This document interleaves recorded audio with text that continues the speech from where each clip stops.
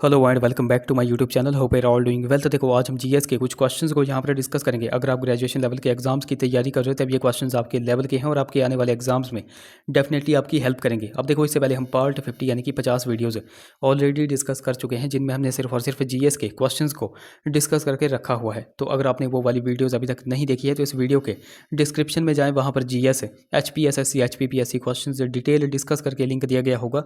उस लिंक पर क्लिक करके आप उन वीडियोज़ को देख सकते हैं। बाकी आज हम पार्ट नंबर 51 को डिस्कस करेंगे और इन क्वेश्चंस को हम बिल्कुल डिटेल में डिस्कस करेंगे। बाकी अभी तक अगर आपने हमारे चैनल को सब्सक्राइब नहीं किया है तो चैनल को सब्सक्राइब कर दें, साथ में बेल आइकन को जरूर प्रेस करें, साथ में इस वीडियो को लाइक जरूर कर दें। सो क्वेश्चन नंबर हमारा 159 है। In the northern hemisphere currents are deflected to their right due to. तो उत्तरी गोलार्ध में धाराएं किसके कारण अपनी दाईं ओर विक्षेपित होती हैं। तो देखो कुछ एक स्टूडेंट्स को ये क्वेश्चन समझ में नहीं आया होगा, बट यहाँ पर हम पहले तो सॉल्यूशन देख लेते हैं, आंसर देख लेते हैं। इस क्वेश्चन का राइट ऑप्शन है option B, Coriolis force. Coriolis force के कारण जो है तो उत्तरी गोलार्ध में धाराएं अपनी दाईं ओर विक्षेपित हो जाती हैं। अब देखो पहले तो आपको पता होना चाहिए कि कोरियोलिस फोर्स है क्या। तो देखो पहले तो आपको पता होना चाहिए कि कोरियोलिस फोर्स यानी कि कोरियोलिस बल के प्रभाव का वर्णन किसने किया था। तो ये वर्णन किया था कोरियोलिस नामक व्यक्ति नहीं। अब कोरियोलिस नामक व्यक्ति था कौन? तो यह फ्रांसीसी वैज्ञानिक था और 1844 में इसने जो है तो कोरियोलिस फोर्स के प्रभाव का वर्णन किया था। अब कोरियोलिस फोर्स कहती क्या है ये भी आपको पता होना चाहिए। देखो ये है हमारी पृथ्वी, इसके बीच में बिल्कुल है इक्वेटर। इक्वेटर यानी कि भूमध्य रेखा, आप सभी को पता है। और इक्वेटर के ऊपर अगर आप जाओगे तो इक्वेटर के ऊपर कहते हैं उत्तरी गोलार्ध यानी कि नॉर्थ हेमिस्फीयर, और इक्वेटर के नीचे कहते हैं साउथ हेमिस्फीयर यानी कि दक्षिणी गोलार्ध। तो ये भी आपको पता चल गया। अब देखो यहाँ पर बोला क्या गया है, यहाँ पर कोरियोलिस फोर्स कहती है कि जो हमारी, पहले तो आपको देखो यह भी पता होना चाहिए कि जो हमारी पृथ्वी है वह अपने अक्ष पर घूमती है। अपने अक्ष पर घूमती है किस डायरेक्शन में? तो west to east, west to east यानी कि पश्चिम से पूर्व की तरफ। अब पश्चिम से पूर्व की तरफ घूमेगी तो जो हवाएं हैं उन पर जो है तो कुछ एक इफेक्ट भी पड़ेगा। तो यही कोरियोलिस फोर्स कहती है कि जो नॉर्थ हेमिस्फीयर होता है, नॉर्थ हेमिस्फीयर यानी कि उत्तरी गोलार्ध, तो उत्तरी गोलार्ध में जो हवाएं होती हैं वह अपनी दाईं ओर विक्षेपित हो जाती है यानी कि राइट डायरेक्शन में विक्षेपित हो जाती हैं इस तरह से। और वहीं पर अगर साउथ हेमिस्फीयर की अगर बात की जाएगी कि दक्षिणी गोलार्ध, तो दक्षिणी गोलार्ध में वह अपनी बाईं ओर विक्षेपित हो जाती हैं। तो ये कहती है, क्या कहती है? Coriolis force. यही आपको यहाँ पर पता होना चाहिए कि कोरियोलिस फोर्स कहती है कि जो हमारा उत्तरी गोलार्ध होता है, उत्तरी गोलार्ध में हवाएं अपनी दाईं ओर विक्षेपित हो जाती हैं और जो दक्षिणी गोलार्ध होता है वहाँ पर हवाएं अपनी बाईं ओर विक्षेपित हो जाती हैं। और एक और पॉइंट आपको कोरियोलिस फोर्स के बारे में नोट रखना है कि कोरियोलिस फोर्स को ही क्या कहा जाता है? कोरियोलिस फोर्स को एक और नाम से जाना जाता है, इसको जो है तो फेरेल्स लॉ भी कहा जाता है। ये भी आपको पता होना चाहिए। फेरेल का नियम भी इसको कहा जाता है। ये क्वेश्चन बहुत ही ज़्यादा इंपॉर्टेंट है, बहुत बार एग्जाम में बनता है। तो ये कुछ बेसिक से पॉइंट्स मैंने आपको यहाँ पर बता दिए। आई होप आपको ये क्वेश्चन समझ में आ गया होगा। अगला क्वेश्चन, क्वेश्चन नंबर हमारा 160 है। Which is not a warm current.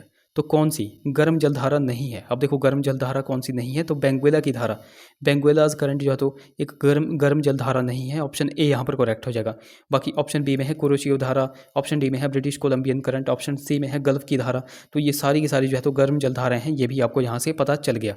अब देखो यहाँ पर हमने देखा बेंगुएला की धारा, यह एक ठंडी जलधारा है। तो कुछ और ठंडी जलधाराएं भी आपको पता होनी चाहिए, जैसे लेब्राडोर की धारा हो गई, फॉकलैंड की धारा हो गई, कैलिफोर्निया की धारा हो गई, फिर एक मोस्ट इंपॉर्टेंट है पेरू या फिर हम्बोल्ट की धारा, ये भी एक ठंडी जलधारा है। तो ये कुछ ठंडी जलधाराएं मैंने आपको यहाँ पर बता दी। अब गर्म जलधाराएं आपको पता चल गई, एक तो कुरोशियो हो गई, ब्रिटिश कोलंबियन हो गई, गल्फ स्ट्रीम हो गई। कुछ और भी आपको पता होनी चाहिए, जैसे गिनी की धारा हो गई, ब्राज़ील की धारा हो गई, केनारी की धारा हो गई। देखो केनारी की धारा, ये क्वेश्चन बना हुआ था इसलिए मैं आपको यहाँ पर बता रहा हूँ।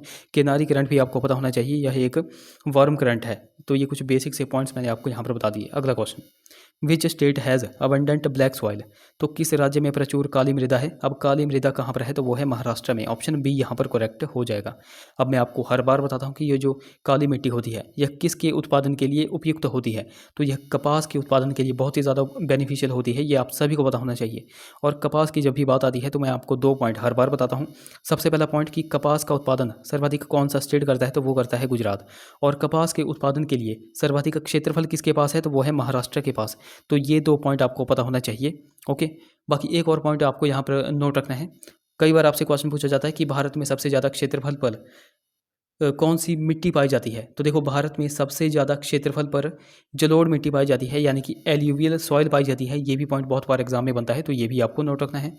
बाकी यहाँ पर ब्लैक सॉइल की बात की गई थी, काली मिट्टी की बात की गई थी। तो काली मिट्टी को और किस किस नाम से भी जाना जाता है, ये भी क्वेश्चन बहुत बार एग्जाम में बनता है। तो देखो काली मिट्टी को रेगुर मिट्टी कहा जाता है, इसको जो है तो लावा मिट्टी भी कहा जाता है, इसको करेल मिट्टी भी इसको कहा जाता है, इसको स्वतः जुताई वाली मिट्टी भी इसको कहा जाता है। तो ये कुछ बेसिक से नाम आपको ब्लैक सॉइल के बारे में भी नोट रखने हैं। ये क्वेश्चन भी बहुत बार एग्जाम में बनते हैं। अगले क्वेश्चन की बात करें, which is not a rabi crop. तो कौन सी रबी की फसल नहीं है? अब रबी की क्रॉप कौन सी होती है जिसको हम बोते हैं अक्टूबर नवंबर में, यानी कि ठंड में हम जिसको बोते हैं? तो चावल, चावल यहाँ पे जो है तो रबी की फसल नहीं है। ऑप्शन ए यहाँ पर करेक्ट हो जाएगा। बाकी गेहूं हो गया, अलसी हो गया, जौ हो गया, इनको हम जो है तो ठंड के दिनों में बोते हैं, इसलिए इनको जो है तो रबी की फसल कहा जाता है। तो ये भी आपको पता होना चाहिए। बाकी अभी तक अगर आपने हमको टेलीग्राम और इंस्टाग्राम पे फॉलो नहीं किया है तो वहाँ पर जाकर फॉलो कर ले, लिंक आपको डिस्क्रिप्शन में मिल जाएगा। बाकी देखो लिंक कई बार चलता नहीं है, तो आपको सिंपली टेलीग्राम पर जाना है और लेट्स प्रिपेयर टू सर्च करना है, आपको हमारा चैनल मिल जाएगा। उसी प्रकार आपको इंस्टा पे जाकर के लेट्स प्रिपेयर टुगेदर सर्च करना है। अगर कोई क्वारी होगी तो आप मुझे इंस्टा पे मैसेज कर सकते हो। अच्छा, यहाँ पर हम कुछ एक हिमाचल के क्वेश्चंस को भी देख लेते हैं। सो क्वेश्चन नंबर 129 की अगर बात की जाए, Pauri fair is celebrated in which district of Himachal Pradesh. तो पौड़ी मेला हिमाचल के किस जिले में मनाया जाता है? तो यह लाहौल स्पीति में मनाया जाता है। ऑप्शन डी यहाँ पर करेक्ट हो जाएगा। बहुत बार हमने डिस्कस किया हुआ है। अच्छा, यहाँ पर कुछ और मेले भी हम यहाँ पर देख लेते हैं, जैसे पत्थर का खेल हो गया। पत्थर का खेल कहाँ पर लगता है? तो यह शिमला के हलोग में लगता है। सिप्पी मेला हो गया, सिप्पी मेला कहाँ पर लगता है? तो यह शिमला के मशोबरा में लगता है। भैंसों का मेला कहाँ पर लगता है? तो यह भी शिमला के मशोबरा में लगता है। फिर नलवाड़ी मेला, नलवाड़ी मेला कहाँ पर लगता है? तो यह बिलासपुर में लगता है। अच्छा, नलवाड़ी मेले की शुरुआत किसने की थी और कब की थी, ये आप नीचे कमेंट्स में बताओ। बाकी मारकंडा मेला हो गया, यह भी बिलासपुर के जुखाला में लगता है। गुग्गा मेला कहाँ पर लगता है? तो यह भी बिलासपुर के गेहड़वी में लगता है। नैना देवी का मेला भी कहाँ पर लगता है? तो यह भी बिलासपुर में लगता है। फिर उसके बाद मंडी के कुछ मेले में आपको यहाँ पर बता देता हूँ, जैसे माहूनाग मेला हो गया, शीतला देवी मेला हो गया, शिवरात्रि मेला हो गया, तो यह लगते हैं मंडी में। फिर कई बार आपसे पूछा जा रहा है कि बावन द्वादशी का मेला कहाँ पर लगता है? तो बावन द्वादशी का मेला लगता है सिरमौर के नाहन में। कई बार आपसे पूछा जा रहा है कि पंचगोत्रा मेला कहाँ पर लगता है? तो देखो पंचगोत्रा मेला लगता है ऊना में, ये भी आपको पता होना चाहिए। अच्छा, यहाँ से आप एक क्वेश्चन का आंसर कमेंट्स करके बताओ कि चैत्रोल उत्सव कहाँ पर मनाया जाता है? चैत्रोल उत्सव कहाँ पर मनाया जाता है? चित्रों का उत्सव जिसको कहते हैं, ये कहाँ पर लगता है? ये आप नीचे कमेंट्स में बता दो। क्वेश्चन नंबर 130 की अगर बात की जाए, Rani Khairgarhi belongs to which district of Himachal Pradesh. तो रानी खैरगढ़ी हिमाचल के किस जिले से संबंधित है? तो यह मंडी जिले से संबंधित है। ऑप्शन डी यहाँ पर करेक्ट हो जाएगा। ऑप्शन डी यहाँ पर करेक्ट हो जाएगा। अब देखो ये तो हमने देखी एक पर्सनैलिटी, कई बार आपसे डिफरेंट पर्सनैलिटीज़ पूछा जाता है। जैसे कि आपसे पूछ लिया जाएगा कि चौधरी शेरजंग का संबंध किस रियासत से है? तो देखो चौधरी शेरजंग हो गए, उसके बाद किंकरी देवी हो गई, उसके बाद पंडित पद्मदेव हो गए, तो इनका संबंध कहाँ से है? तो इनका संबंध है सिरमौर रियासत से। ये भी आपको पता होना चाहिए। अब कन्फ्यूज़ आपको कहाँ पर किया जाता है? अब देखो ये क्वेश्चन पूछा गया था, इसलिए मैं आपको हर बार बताता हूँ। रानी नैना देवी और एक आपसे पूछा जाता है कि माता नैना देवी। तो देखो आपको जब भी रानी नैना देवी बोला जाएगा तो रानी नैना देवी का संबंध है चंबा रियासत से। रानी नैना देवी कौन थी? तो रानी नैना देवी थी चंबा के राजा साहिल वर्मन की पत्नी। और माता नैना देवी, इनका जो है तो मंदिर है कहाँ पर है? बिलासपुर में। तो माता नैना देवी कहाँ से संबंधित है? तो यह बिलासपुर रियासत से संबंधित है। तो यहाँ पर आपको कंफ्यूज नहीं होना है, ये क्वेश्चन पूछा गया था इसलिए मैं आपको यहाँ पर बताता रहता हूँ। यशपाल का संबंध कहाँ से है? तो यशपाल का संबंध हमीरपुर के भूमपल से है। गंभरी देवी का संबंध कहाँ से है? तो वो है बिलासपुर से। उसके बाद विक्रम बत्रा हो गए और सौरभ कालिया हो गए, तो इनका संबंध कहाँ से है? इनका संबंध है कांगड़ा के पालमपुर से। अच्छा, यहाँ से भी आप एक क्वेश्चन का आंसर कमेंट करके बताओ कि चौधरी चरणजीत सिंह का संबंध किस डिस्ट्रिक्ट से है? ये आप नीचे कमेंट्स में बताओ, चौधरी चरणजीत सिंह। बाकी इनके बारे में अगर आपको एक्स्ट्रा पॉइंट्स भी पता है वो भी आप नीचे कमेंट्स में बता दो। अगले क्वेश्चन की बात करें, क्वेश्चन हमारा 131 है, the founder of Bushahr princely state was. तो बुशहर रियासत के संस्थापक कौन थे? तो वो थे कृष्ण के पुत्र प्रद्युम्न। ऑप्शन ए यहाँ पर करेक्ट हो जाएगा। ये तो हमने देखे संस्थापक, कई बार आपसे पूछा जाता है बुशहर रियासत के अंतिम राजा कौन थे? तो अंतिम राजा थे पदम सिंह। कौन थे? पदम सिंह। अब पदम सिंह कौन थे? तो ये थे राजा वीरभद्र सिंह के पिता। ये भी आपको पता होना चाहिए। अब देखो बुशहर रियासत के ही एक राजा थे, राजा केहरी सिंह। राजा केहरी सिंह से 2-3 पॉइंट्स बनते हैं, वो मैं यहाँ पर आपको बता देता हूँ। अब देखो ये जो राजा केहरी सिंह थे, इन्होंने ही जो है तो लवी मेले की शुरुआत की थी। लवी मेला मनाया जाता है रामपुर बुशहर में, और केहरी सिंह को ही अजान बाहू भी कहा जाता है। और छत्रपति की उपाधि भी इनको दी थी। किसने दी थी? तो वो औरंगजेब ने दी थी। तो ये कुछ बेसिक से पॉइंट्स मैंने आपको केहरी सिंह के बारे में बताए, ये भी आपको नोट रखने हैं। क्वेश्चन नंबर 132 की बात की जाए, the capital of Trigarta princely state of Himachal Pradesh was. तो हिमाचल प्रदेश के त्रिगर्त रियासत की राजधानी क्या थी? अब त्रिगर्त वर्तमान में किसका नाम है? तो वो है कांगड़ा का। तो त्रिगर्त की राजधानी थी नगरकोट। ऑप्शन बी यहाँ पर करेक्ट हो जाएगा, ये भी आपको पता होना चाहिए। अच्छा, ऑप्शन ए में है नग्गर, तो नग्गर किसकी कैपिटल थी? तो नग्गर थी कुल्लू की कैपिटल। ऑप्शन डी में है कामरू, कामरू किसकी कैपिटल थी? तो बुशहर की कैपिटल थी कामरू। ऑप्शन सी में है सुन्नी, सुन्नी किसकी कैपिटल थी? ये आप नीचे कमेंट्स में बता दो। क्वेश्चन नंबर 133 की अगर बात की जाए, the old name of Baijnath was.